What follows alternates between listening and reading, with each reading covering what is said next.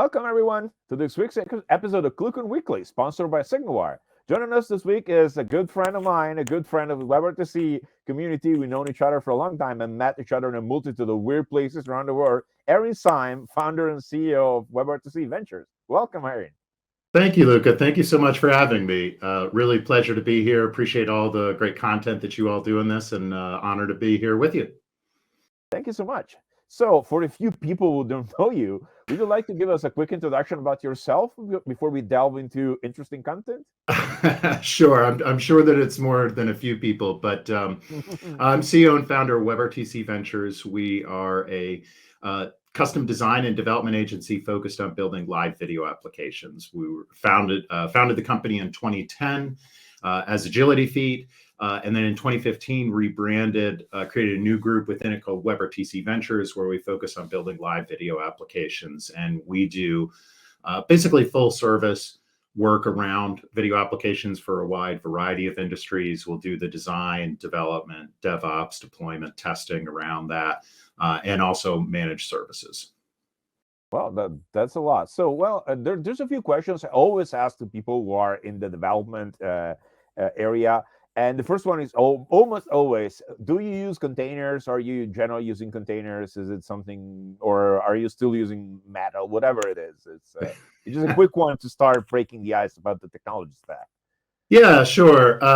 So yeah, we do use a lot of that, though. I have the I get to be more of the business and visionary guy at this point, and pass that off to most of our technical team. But yeah, Alberto Gonzalez, our CTO, and Hector Zelaya, who does a lot of our development content and also DevOps work.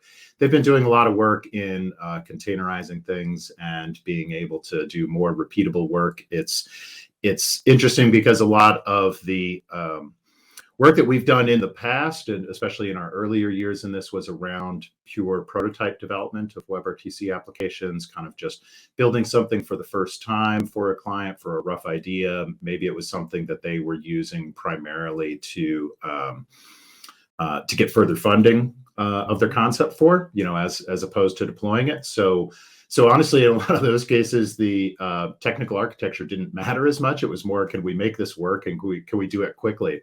And that's one thing that's definitely changed in video application development in recent years is that it's no longer about prototypes and seeing if an idea works, but let's build something that's scalable, reusable. We're also interested in doing things, within our work that makes us more efficient across clients and more reusable. So yeah, those are all things that we definitely look at. From a open source perspective, ClueCon Weekly used to be mostly about open source, then we branched out into a lot of other things. What are the main components of your stack? What you can reveal, of course. Yeah, well, our stack does vary with the client, to be sure, because we're always building something that in the end the client owns, and so it has to match within their technical stack. However, the work that we do is primarily React.js and Node.js as a broad stack, and so open source technologies like that. And then in terms of media servers, we use a variety of open source or commercial CPaaS servers, depending on the client's situations, depending on the stacks that they're already using, what we're integrating with, what other services may be needed beyond the video and the audio in the application development, all of those things. But we've used Janus, Jitsi, Pion, Media Soup, LiveKit, so kind of a wide range of different media servers. What about Frisbee? We do, yeah. So we do have a few team members that are more around, that have come from more of a telephony and VoIP background. And so we have used FreeSwitch and others in that type of scenario for sure.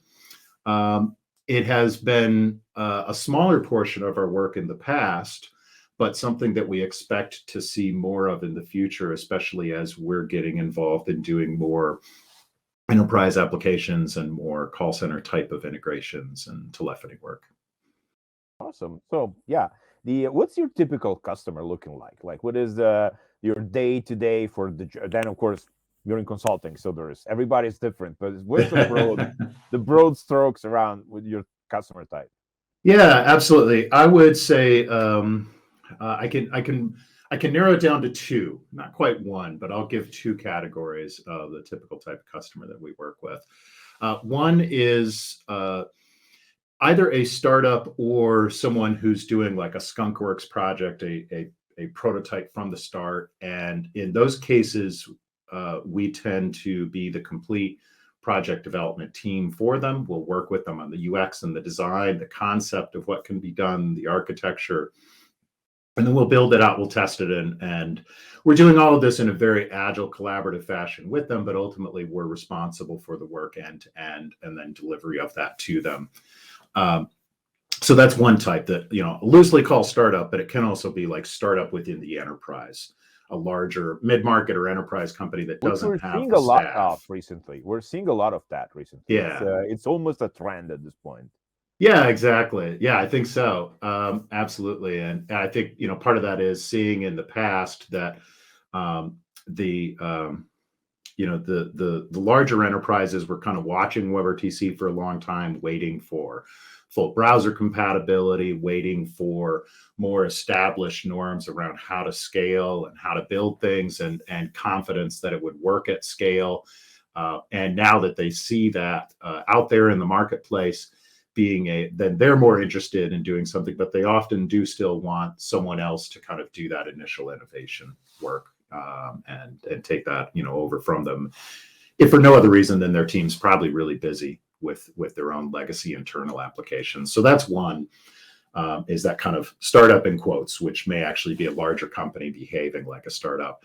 And then the second category is more of like a staff augmentation type of work, where it's a mid-market or enterprise company that has a large existing application. They want to add video into it, whether that's a corporate collaboration tool or a call center or a healthcare application, wide variety of things, but they want to bring in video into it, but they don't really have that WebRTC expertise within their team. And so they'll contract with us for a couple of team members to work side by side with their team exclusively on that part of integrating it into their application. And so that's where, we do see a wide range of different architectures that we work on.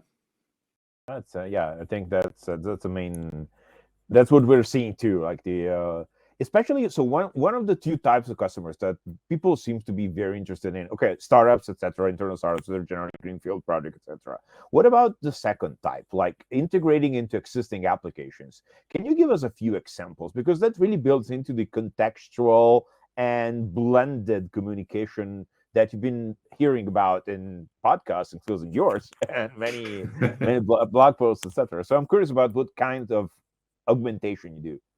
Yeah, sure. So maybe one example that I can name the company in this case is a company called Platform Q that we do a lot of work with, and they build digital engagement solutions for health and education sectors. They've been doing streaming content and on-demand content, and members of our team have joined in with them to help them build in more WebRTC into that application to bring in more interactivity and allow for a combination of live and simulated live events. So that's a case where they have a lot of great technical expertise already in their team, but didn't have as much WebRTC. And we came in to build those parts specifically, and were able to help kind of help augment their team, and then along the way, of course, they're learning all of that as well, and building up that expertise themselves by working side by side with us. That's one example. Another example, I'll leave the company name out because I'm not certain, but they were acquired by Microsoft in the last few years, and they built in. Used our team to build in video into an existing chat support solution that they had. And so for their platform being used across different companies, like use cases like cellular companies doing cellular sales, mobile device sales, being able to bring in video chat into the text chat experience that they were already offering their clients, so that the salesperson can actually, hold up the device and say, yeah, I've got it right here, and this is, how it works, and do a little bit of high value one-to-one sales through that with video. So that was an example where they have a lot of existing expertise in doing the text chat and in doing conversational chat type of functionality already, but they didn't have any experience building video into that, and they wanted to add it in for some certain use cases. So we brought that aspect into their team. I think contextual video is going to blend more and more into areas such as e-commerce. I think that you gave us a good example. People are so it's actually, I find it interesting how it's gotten harder to make a trustable purchase on the internet for anything that's above a certain price. Like, honestly, right. Amazon is no longer reliable. To be fair, all of it is advertisement and stuff. And I mean, you're buying a $500 piece of hardware. You never know what you're getting. Yeah. So I think that's going to definitely be something we move forward in the future. I've heard that from many angles. Speaking of which, aside from your main job, which is WebRTC.Ventures, you're also very well known for WebRTC Live, which is a podcast / blog / a lot of things. And what are you seeing coming up in the next few months and years? Like, where are we going? Given, I don't know, there's a little bit of a money crunch in the industry right now, which actually, you think plays well into communications, because now they have to find a way to extract more value from existing channels, instead of just doing more things. Yeah. So what do you see coming up? Yeah, absolutely. Yeah, thanks for mentioning those. Yeah, we host a monthly video podcast. It always feels awkward to me to say it quite that way, but I think that's the right way. Go WebRTC Live, and I get to interview people.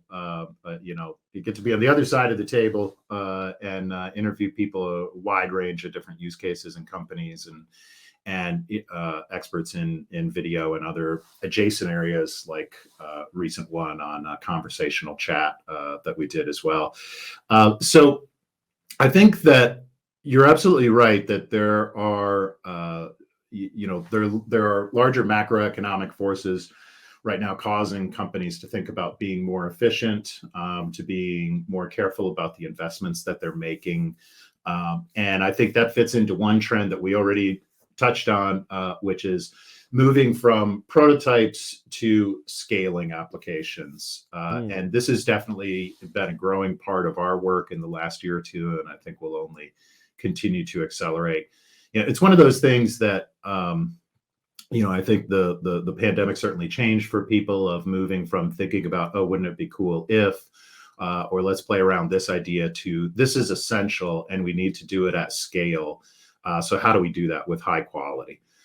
So that's definitely a trend in our work, and I think in the type of projects that people are coming to. People come to us with less of a can we do this, and more of a how can we do this at scale right out of the gate. So thinking about that, one of the big things that we talk about in tech in general in terms of increasing efficiency are integrations with AI, machine learning, lots of conversations around things like ChatGPT. So I think doing integrations like this into video tools is going to be an increasing part of our work, because it is also a part of how enterprises are getting more efficient themselves.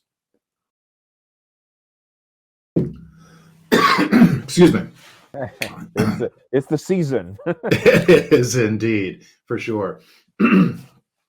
So I think integrating with, bringing AI and ML workloads into the video call center, into video calls general, is definitely an interesting trend and an area that we're doing more work with. You have services out there like Simple AI.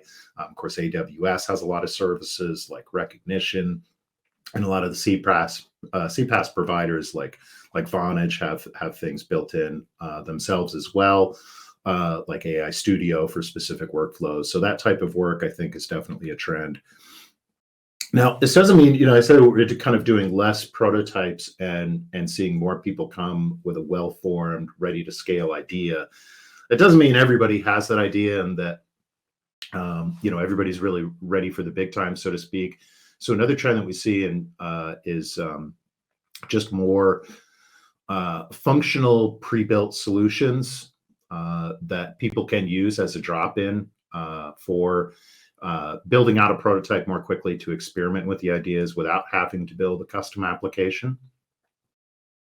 Daily does a good job of that with their pre-built solution. So I think that's something that, all of the different vendors and the open source projects have had kind of sample meeting tools for years, but I think that the quality and usability of those is going up a notch, which allows people to experiment without as much of a large investment, which is good. Yeah, SignalWire has a pre-built room solution too, which has been quite successful, I would say. It's since someone made it into a third-party WordPress plugin, it's really taken off. Like, as everything that's simple to use, you need simple integrations. People just drop it into WordPress, gate it with some kind of login, and they have their own meeting solution, etc. It's been interesting. And I have to say, from being a developer, I've been an engineer all my life, and I've built very complicated stuff, as you have. It's always interesting to see how some people just don't really need much other than something that's simple to use. But that's an interesting thing. We probably sometimes we just over-engineer things because we like them to be the coolest possible. But some people just want to talk to each other, and you don't really, you just want to do that. You don't want to. You don't want to an AI to transcribe your conversation and expand it and summarize it. No, exactly. You just need to chat to each other. Absolutely. AI and GPT is all the rage, right? Everybody's been talking about it. Everybody's been. I know you have an episode coming up, but can you give us some previews?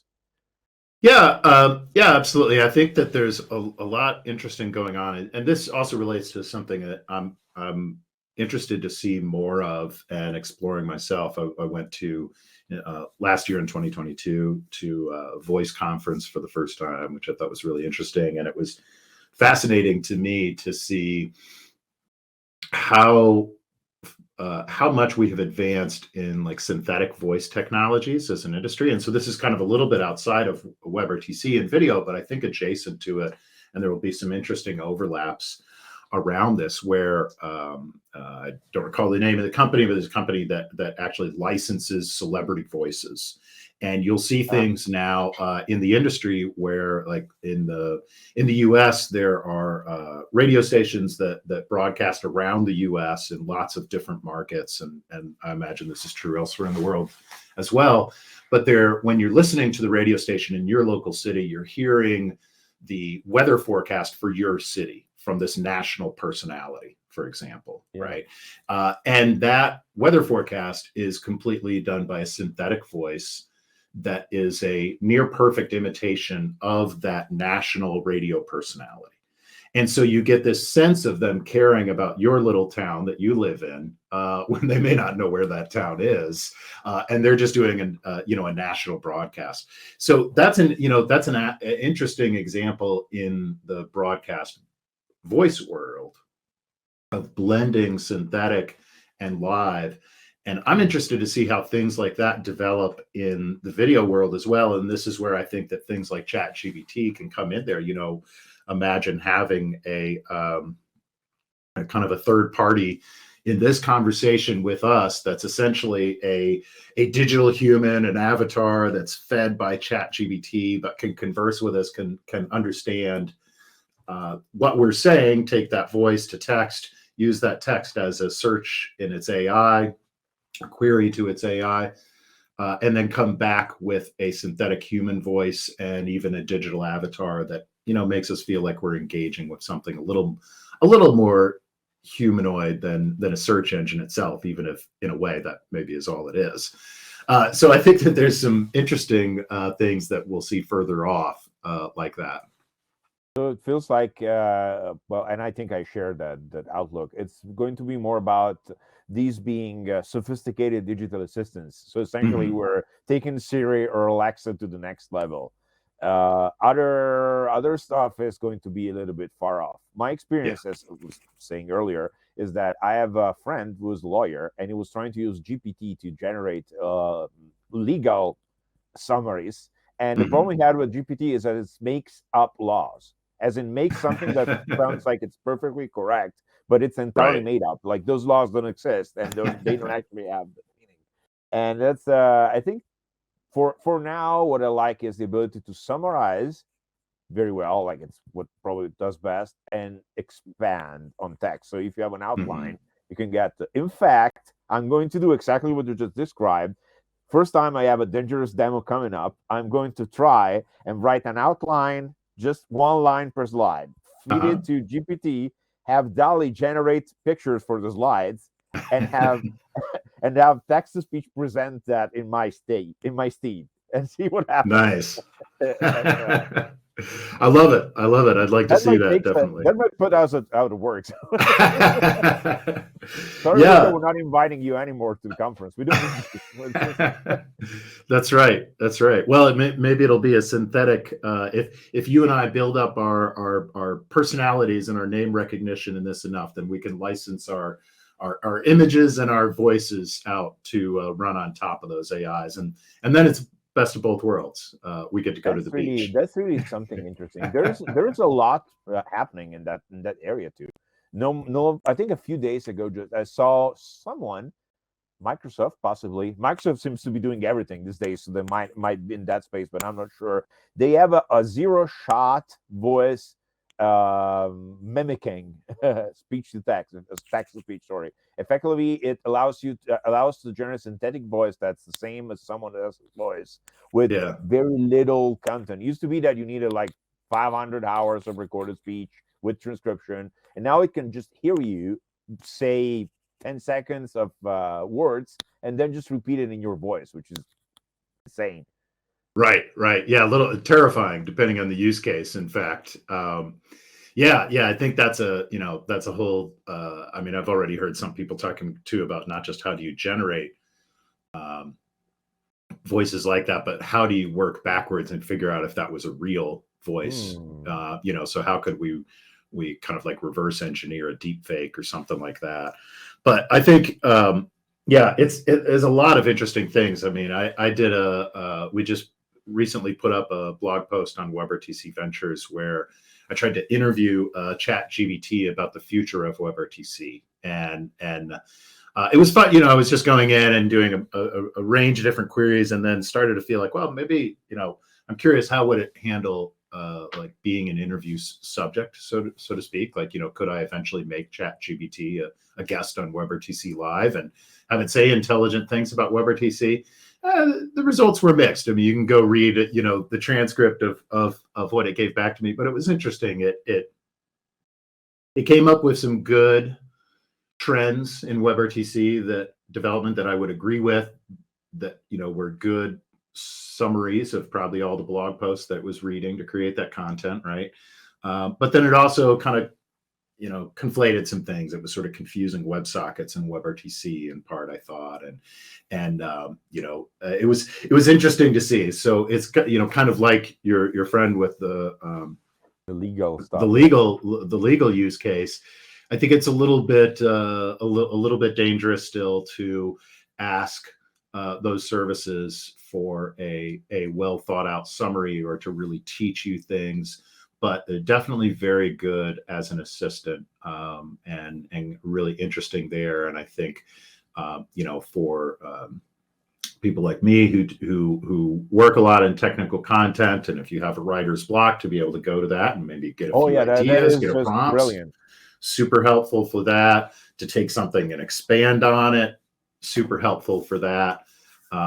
A friend of mine who's not a native English speaker was talking about using it to help him figure out how to say something more like a native English speaker would say, which I thought was really interesting too. So really wonderful assistant technology like that, that's impressive and it's conversational, but still does have a certain bias towards making things up that you have to be wary of. Yeah, I've been recommending people to use it for a variety of uses, but if you need a correct answer, so another example of GPT making things up, I asked, we're all try to, hey, write me some node code for doing this thing, and most of it is correct. But if you go and ask it for specific examples of specific APIs, like for example, write me an example of how to use SignalWire's video API, Hmm. it actually spit out something that looked perfectly correct, but was completely made up. Like Yeah. it was requesting a token to an endpoint that is simply not that one, and then it was calling methods that don't exist on a class name it made up. It's literally just statistically compiling a plausible block of code that looks like you're using a video API, not generally. And the only thing is that it was called SignalWire dot something, but it wasn't really ours. It was just a generic thing, and it's interesting. It's very. I feel like so if we go into that area, coding is going to be the first promising aspect because Yeah. if you just add a context like there's embeddings, there are a couple things we can very quickly get to some. I mean, probably all it needs is like 20 examples of that Hmm. API actually being used correctly with the right method names, and then Hmm. why shouldn't be able to generate more? It's just there's that's probably it's a bit frightening, is it? I think, yeah, potentially a bit frightening. Here again, I would say, my impression is that this is not about replacing jobs or replacing people so much as efficiency improvements and augmenting Yeah. their abilities. And I think programming is definitely an area where a lot of people are already seeing benefit from it in that case. And it probably, I think I saw a cartoons somewhere of joking about how passing a Google engineer interview by being able to ask Chat GPT behind the scenes of how to traverse a linked list and whatever, some binary search algorithm or something like that, but then not being able to answer a basic, very basic question. But so I think again, it's always used with caution, but I think there's a lot of opportunity there to improve software development as well. So I think that's an interesting area. First of all, I will have to brush up on algorithms because I will probably pass linked list and stuff like that. But any questions more complicated, like quadratic C for prime numbers, the classics, I'm not sure I can write them up in anything else than Ruby, and probably not even there. So that's the first thing. So that's still important. But you're probably Right. right. The everybody was worried about GPT taking over programming jobs. Doesn't really understand what programming is. Like writing down if you're doing it right, writing the code is the boring part, and you've already done the work by the time you're Yeah. writing code, unless you're experimenting or it's something you don't really know the language for, whatever then you're learning as you go. But if I'm writing something in Ruby or Node, which are my main languages, when I sit down and start typing, I've written up 5 whiteboards of notes. I just know what I'm gonna do. That part is Right. the last part. And so I think that's the difference, and that's something that needs to be. It's certainly eating into some type of jobs, though. Like there are, the code farms. People will just hack away the ones that we sometimes berate calling them the Stack Overflow programmers, right? We just go and get stuff from Astro all day. Right. That kind of work is probably going away. Like you're going to see more seniors and less juniors. That's weird, but it's possible. It's happening Yeah. in industry, in manufacturing. Yeah. Yeah. That's an interesting point. I could definitely see that. I mean, to me, anyways, I think like reasons that that I got into engineering and then software in general. Uh, it's like, I mean, I started my career doing circuit board design and stuff as an electrical engineer. I don't remember any of the details around that, but the joy that I got from doing that type of work early in my career 25 years ago was just that joy of meeting with somebody with an idea to build something, and they didn't know how to do it, and I got to be that person who said, I can help you do that. I know how to do it, right? And that joy of creation, that artistry, really, of engineering, of software development, of technology, is what I really love. And I think Chat GPT and things like that will allow us to focus on that joy and the artistry part of it, that creation of it. And maybe it means that, you know, sort of like how scientific calculators meant, you didn't have to learn the Oh finer yeah, or remember at least the finer details of how to do some higher level math. You could just plug it into the calculator. but you have Are to we know the really worse formulas off for exist. that? What's that? Say again? You have to know the formulas exist, or you Right, cannot. right. You don't have to remember the exact notation and whatever, but if you don't know that specific fluid dynamic Maxwell equation exists, Exactly. you just don't know there's a solution to the problem that's in front of you. So Yeah. I think I agree that's well, again, in manufacturing, you used to have 3,000 people. So I have a good friend who owns a large factory, one of the largest factories in the area of textiles. They get the wool right from the sheep and they make it into long white ribbons that are then used for the rest of the processing. So it's the first stage in wool processing. And he was telling me his grandfather used to have 3,000 people working at the company. And Yeah. now there's 320 of them. And half of them are engineers because they just so automated. It's huge machinery with one computer every 10 feet. There's a different computer you have to be aware of, and Right. their server room is larger than their boiler room now because they need more processing than anything else. It's just weird. So it is what's going to happen here probably.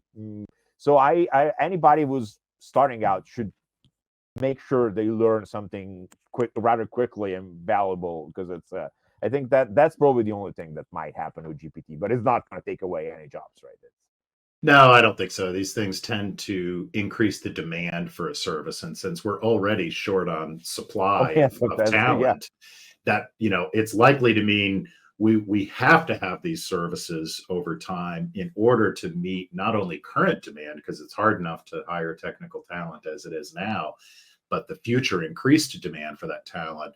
The labor pool, there's only so much that we can do in STEM education probably to increase that labor pool. the situation is already that essentially anybody who can write JavaScript and is able to speak English is hired instantly by anyone. I mean, Right.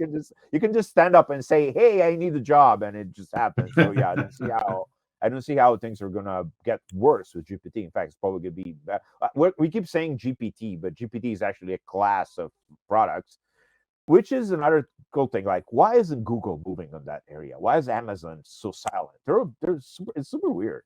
Either It, they don't care or they've been beaten, which might happen.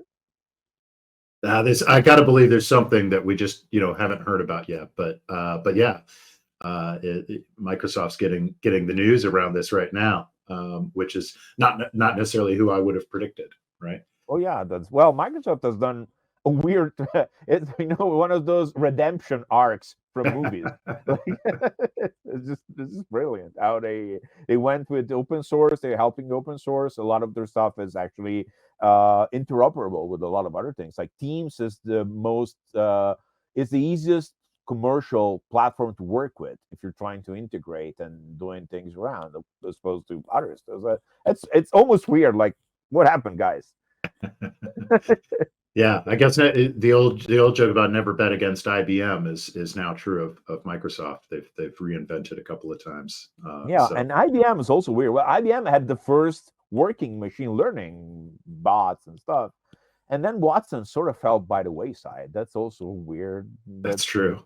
It's an interesting market. It's what I think is that jokes aside, AI and machine learning is so expensive to develop, train, and maintain that Mhm. probably most of these companies have some kind of a set budget. Like if we're going to try and throw a couple billion at it, which in their scale is not super much. If nothing comes out of it, we're not going to throw 10 billion at it. Right, We're just right. gonna be happy with what we got for the first investment. It just we're gonna see. Again, Google. I don't know what Google's doing. There's talks of something called Mala, something like that, which is their internal version of essentially GPT, but nobody has ever seen it, so nobody knows if it exists. It might very well that someone at some C level at Google just had to say something in an interview. Right. You're developing your own version. Absolutely. We have three of them. It's just they're secret and they're from Canada and you haven't met them. Right, exactly. like a girlfriend everybody had in summertime. Yeah, she's from Canada and you haven't met her. Sorry. So that's the thing. Well, it was, I mean, super interesting. So when is your next episode going up? We are recording on January 18th. We'll have gone live of WebRTC Live as this is published, and then the next one after that is on the 15th of February. And so we do WebRTC Live roughly once a month. Cool. And So, yeah, February 15th with Sandra Gauci. oh, good friend.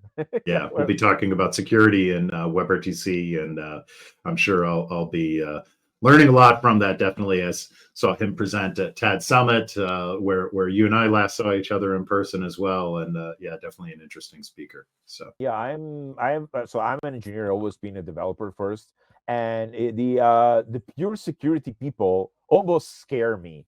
Like every time I hear a presentation from Sandro or a couple of the others, it's just I'm scared. yeah, I think something it has a lot to say. Not all of it can be said on camera. Yeah, something is gonna happen to my systems. You just go back and check on your things. Everything seems to be there. It's still there. Cool. So cool.